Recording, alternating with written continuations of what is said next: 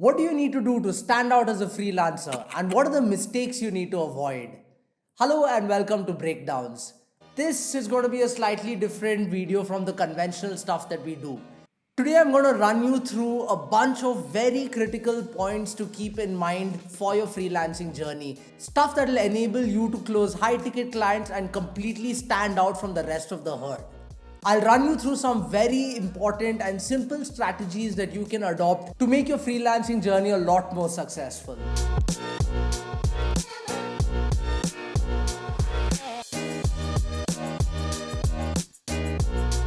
So there's a bunch to cover, so let's dive right in.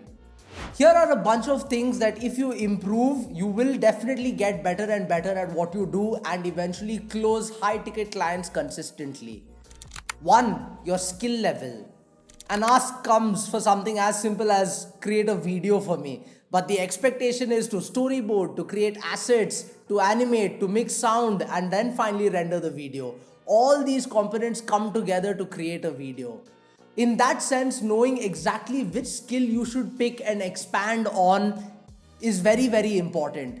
For example, if your freelancing service is in the video space, identify what are the different skills that you can pick up within that realm rather than picking up different skills altogether. Knowing which skills to expand in and which ones to collaborate with others for is very, very important. What this allows you to do basically is to offer a more holistic solution, whether it's something that you can do end to end yourself or whether you're collaborating with somebody else. Working on as many gigs as possible in a particular niche and expanding within that as much as possible is what will by default enable you to slowly up your skill level. I would recommend trying and figuring out for yourself how you can be part of different freelancing communities, especially those in line with your sphere. For example, in the video making space itself, there are a lot of people who are creating videos for YouTube. And if there's an opportunity for you to expand your skill sets within the YouTube marketing space, then what you'd ideally want to do is figure out how you could do thumbnailing, how you could create descriptions, upload the videos, and try and become an expert within that space itself and try and capture that niche. Basically, try and improve your skills to become an expert in a single field. And that works a lot better for you than becoming a jack of all trades. Next off, speed of response. Just like how a slow response time of a website makes for a really bad experience, poor response time with clients is also a recipe for disaster, right? The idea is to be involved with your responses and keep them engaged. Reply fast, reply with more intent. Show that you actually are in the mood to solve this problem for the client, and within 2-3 hours of them reaching out to you, you get back with some information. Even if you aren't doing too well and you aren't able to close the output on that particular day as you earlier promised, don't steer away from not communicating this to the client. As much as you engage with them and keep them in the loop, the more comfortable they feel collaborating with you in general. Pick the right channel of communication. Emails for processes, documentation, costs and feedback, calls for urgent resolutions and immediate decisions. And then, of course, communication skills. Make clients feel comfortable enough to ping you whenever they want and to rely on you for advice beyond the scope of work. Be involved with your clients' problems and try to solve them as if you're a part of their business. Give them direction where they need it and support them when needed. Play the angle as per the situation.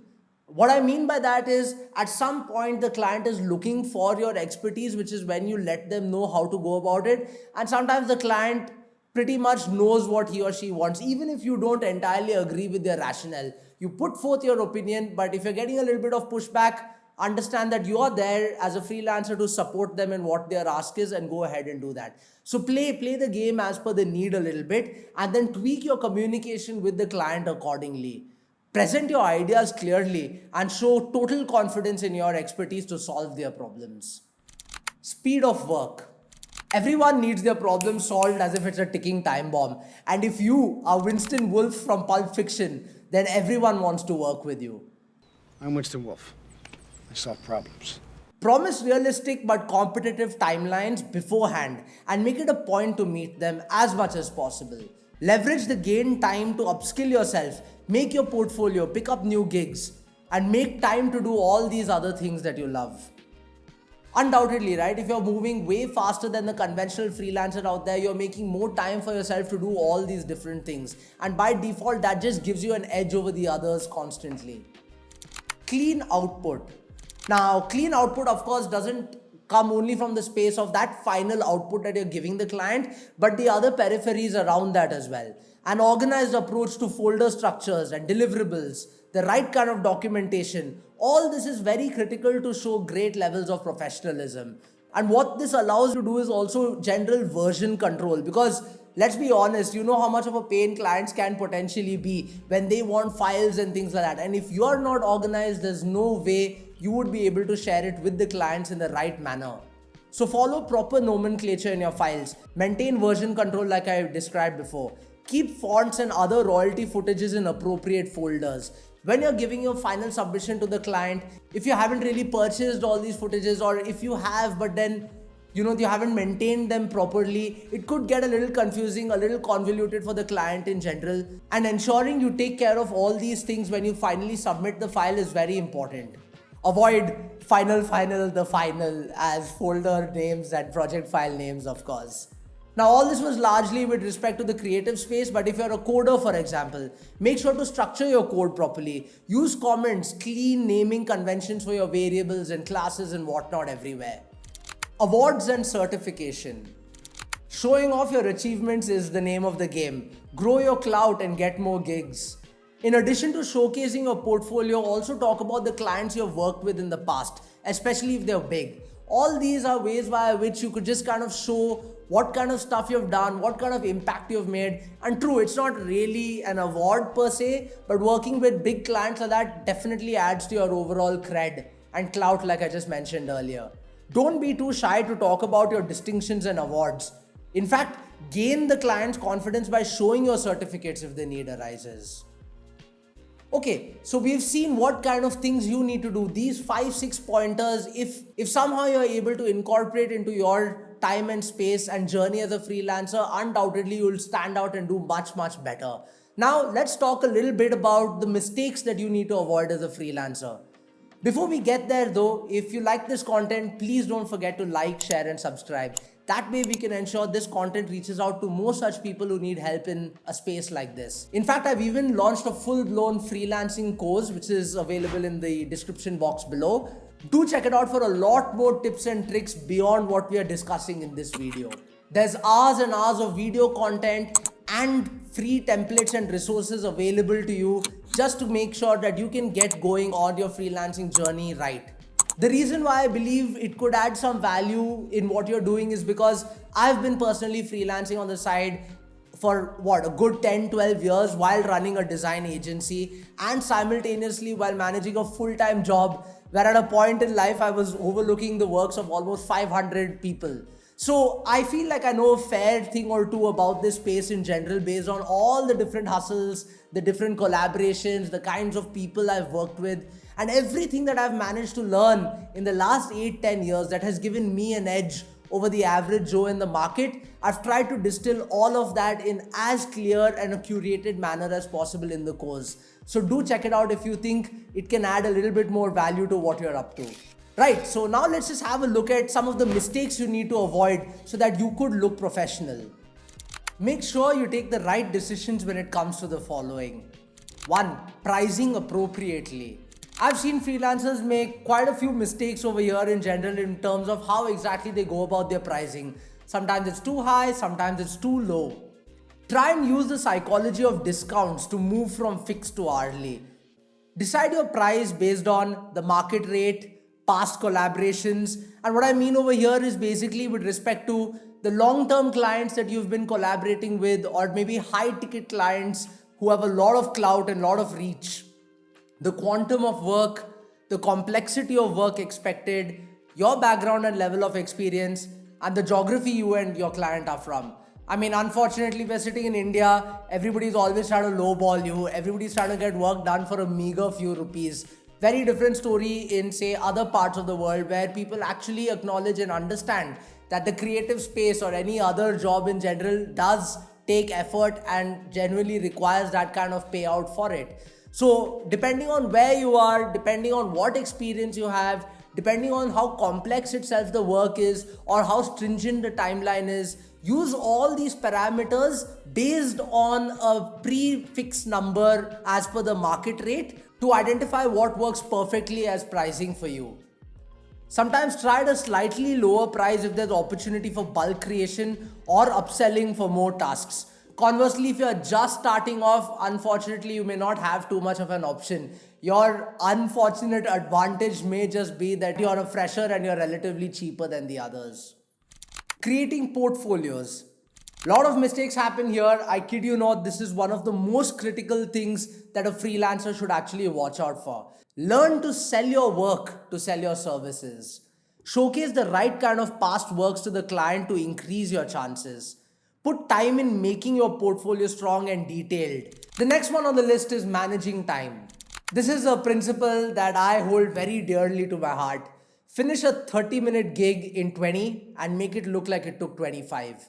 And there's a long story behind why and what kind of implications it has. And I'm going to steer away from that for now. But the point is, try and finish the work as soon as possible so that you can take that extra 10 minutes or 20 minutes or whatever it may be to put into your own personal development. But do show it to the client that it took a little longer than it actually did so that they don't think that it was so easy. That's how you're going to be able to charge them a premium while at the same time make them acknowledge the fact that the task was not as easy as you made it out to be. Don't waste time on competition. See, this is something that I've seen a lot of freelancers do in general, where they believe if they take part in a competition, maybe that's something that they can then add into their portfolio. And who knows, if they win the competition, there could be a little bit of a reach. But in the bargain, what I've seen everybody do is take part in that, often not win. And because they did it for a competition within the stipulated time frame, whether it may have been 24 hours or 48 hours, they aren't able to do enough justice to the project to actually put it in their portfolio. My point is, if you're anyway going to create something to put in your portfolio, create it for your portfolio. Don't try and take it from a competition, then work on it, then tweak it, and then put it in your portfolio. Keep making time to update your portfolio though. See, this is very critical and this is the biggest mistake a lot of freelancers do. But you should spend as much time as possible in making sure you have a kick-ass portfolio. Create mock projects for yourself at the beginning if that's what it takes. In fact, you'll do more justice to the output than a competition. Choosing projects. Don't accept any gig that comes your way just because you need the pay. And once in a while, when you're in a desperate situation, you don't have a choice, you get lowballed, you have to do it, fair enough. But let that not become a trend. Let your tag not become the cheapest person in the market. And that will never be your USP. Because what's going to happen under those circumstances is, one, you're putting in effort and not getting paid, or you're doing really sad work. You're doing projects that are not meaningful. The fact that a client is paying you peanuts to do something means the client really doesn't care about the output. The client doesn't care about what actually comes out to that extent. He or she does not have enough vision to get that final output the way it should actually be. And you won't be motivated enough to guide the client that way and to give them that vision to make that output that way. So it's clearly a loss-loss situation, especially when you're working for a very low-ball price. Don't pick gigs below your normal rate, out of your area of expertise. This is very important. Once in a while, we feel like gigs are not coming. Maybe we need to upskill ourselves and we try and pick things up that's not really in the scope of what we are good at. Then we end up learning on the job, we take more time than we should, and the output just doesn't work out the way it should. I've made these mistakes in the past when I used to claim that I'm a web designer when I was just doing graphic design work. Different story today. There's a lot of web development that I've learned over the years where I can proudly say, to a large extent, I can take care of those kind of requirements. But back in the day, I definitely wasn't equipped and I made those mistakes and I did a really bad job at a couple gigs. And the client was not happy, I was embarrassed, and I really learned my lesson out of that. And last, of course, don't pick gigs with deadlines you can't keep. Sometimes everybody comes like it's a ticking time bomb, like I mentioned earlier, and maybe you just can't make it happen. Maybe it's just not worth the grind. Don't pick it up. Don't make promises that you can't keep. Additionally, don't work with clients where you have to rely on dirty tricks to get paid. Of course, at the very beginning, you don't really know that this is the kind of client that would play off something like this. But through the course of freelancing, working with more and more people, you kind of get a pulse or what kind of individual that person is.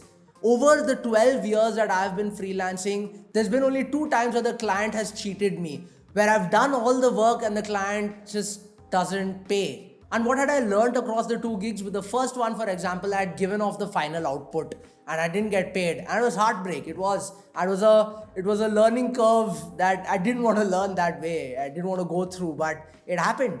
So the second time, what I did was when we gave the final output, I made sure it had a little bit of a watermark and stuff like that, so the client couldn't explicitly use it the way he or she would have liked. So in that sense, there was some learning. But the fact that I spent so much time working on that particular gig, and in the end, the client just, as per exactly what he wanted, we did it. And then at the very end, just because he was not in the mood to pay, he said, "You guys haven't done a good job," and just didn't pay us for it. And then later I realized that he took the same designs, the watermark versions of them, and got them made by some other freelancer at 1/3 the rate that we were charging, which is just absolutely uncool. Unfortunately, like I said, you may not be able to recognize these guys through and through when they come to you as potential clients. But the more you work on gigs in general, the more you put frameworks in place like contracts and things like that to just protect your rights, the easier it becomes for you to navigate through all these challenges. One quick trick that I wanted to share with y'all, especially when you have long-term clients who once in a while don't pay, when they call you asking for something urgent, that's when you take total advantage and make sure that they clear your backlog before you actually get started on something urgent that they want. And this has happened to me on a couple occasions where I've had a very long relationship with a client for over 12, 14 months. And in the last 3-4 months, there was a little bit of a struggle for the client to pay. And while I understand, and I'm very empathetic to whatever problems they may have had at that point, I needed to get paid for the work I've done.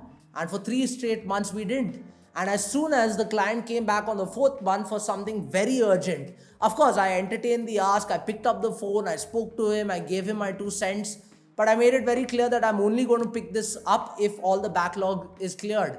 And they knew that there was nobody else better for the job to do something urgently for them and at the quality that they expect or required, which is why within a day the backlog was cleared and then we got cracking on the gig.